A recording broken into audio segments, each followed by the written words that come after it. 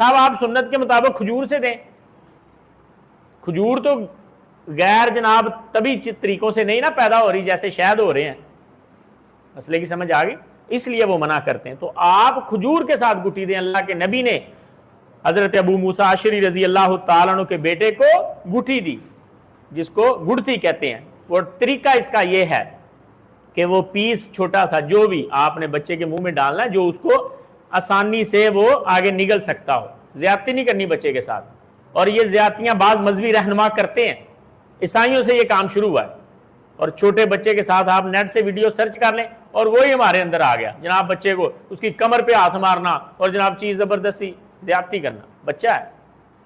حضرت صاحب آپ پہلے دن ہی اس پر ظلم شروع کر دیا. آپ نے بتانا شروع کر دیا کہ مذہبی رہنما اتنے متشدد ہوتے ہیں. یہ طریقہ کار نہیں ہے. نبی علیہ الصلوۃ والسلام کا طریقہ کار دیکھیں. طریقہ کار یہ ہے کہ کھجور کو اپنے منہ میں ڈالیں, اس کو چبانا شروع کر لیں.